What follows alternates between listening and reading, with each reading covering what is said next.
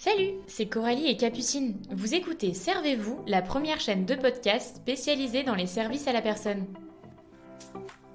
On espère que ce nouvel épisode vous plaira. Bonne écoute!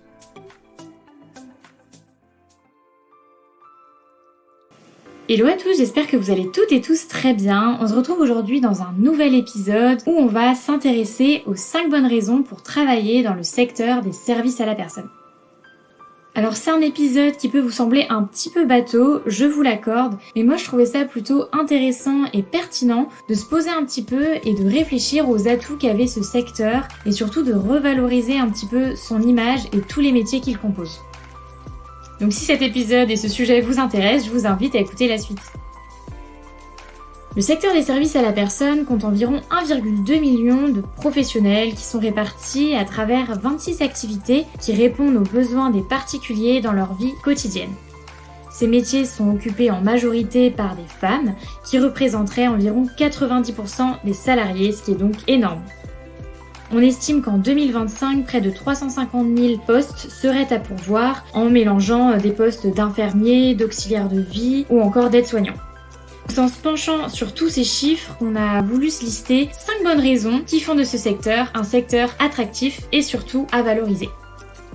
En première raison, le premier point qui, à mon sens, rend ce secteur, comme je l'ai dit, attractif et dynamique, c'est le facteur humain. Les métiers des services à la personne sont des métiers où vous vous sentez utile. Les qualités et les compétences requises, elles ne sont clairement pas données à tout le monde, ce qui pour moi crée des métiers très riches et très valorisants.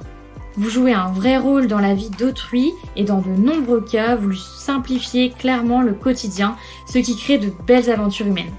Pour moi, on ne peut pas décorréler le facteur humain et social de l'univers des services à la personne. En deuxième point, et pas des moindres, c'est un secteur qui recrute. Beaucoup de métiers sont considérés comme en tension et les établissements manquent malheureusement de personnel. C'est un domaine en pleine évolution qui fait face à de gros besoins de recrutement. C'est donc un très bon point si vous souhaitez travailler dans ce secteur. Il faut savoir aussi que le vieillissement de la population explique énormément cette hausse de la demande et cet attrait qu'ont de plus en plus de personnes, notamment les particuliers, à s'intéresser à ce secteur et à avoir recours à cet accompagnement au quotidien. En bref, c'est un milieu dynamique en pleine expansion et qui a vraiment beaucoup à vous offrir. En troisième raison, c'est un secteur qui se veut accessible. Contrairement à de nombreux domaines professionnels, ici c'est l'expérience et surtout les compétences qui priment. En effet, c'est un secteur qui demande énormément de qualités comme l'empathie ou la patience et ce n'est vraiment pas donné à tout le monde. Vous pouvez pour de nombreux postes postuler sans avoir obtenu de diplôme au préalable, mais il reste néanmoins recommandé d'avoir certaines qualifications, ne serait-ce que pour avoir une meilleure rémunération, mais aussi pour vraiment vous épanouir totalement dans votre poste. Cette particularité rend ce secteur possible et accessible pour les jeunes, pour les personnes en réorientation ou pour les personnes sans diplôme, et ça, c'est vraiment un très bon point. Quatrième bonne raison de choisir le domaine des services à la personne, c'est que c'est un secteur varié. Comme on l'a dit en introduction, il regroupe environ 26 activités en allant du milieu de l'enfance à celui de la santé, au handicap, aux personnes âgées, au ménage, etc.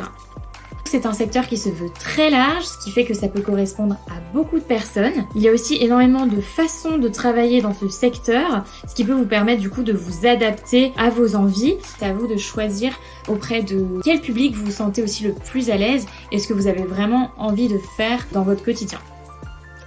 Dernière raison qu'on s'est listée dans cet épisode, et ça va être un petit peu une raison motivante pour finir sur une bonne note, c'est qu'il y a énormément de possibilités d'évolution. Si pour beaucoup, service à la personne et évolution de carrière ne vont pas ensemble, c'est pourtant le cas. Comme je le disais juste avant, tout dépend du public avec lequel vous travaillez, de la structure, mais également du format, si je puis dire, si vous travaillez dans le public ou dans le privé. En fonction de vos choix, forcément, il y aura des évolutions qui seront plus ou moins possibles. Il faut savoir également que vous pouvez vous former, vous spécialiser et donc monter en compétences, et tout cela au long de votre carrière.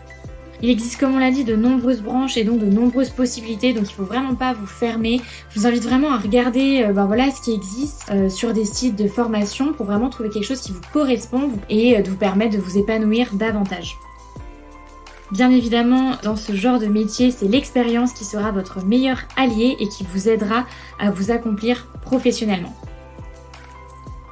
Donc voilà, cet épisode est maintenant terminé, j'espère qu'il vous aura plu. En tout cas, moi j'ai vraiment bien aimé le faire, je trouvais ça vraiment chouette de mettre en avant les avantages et d'apporter un petit peu de positif.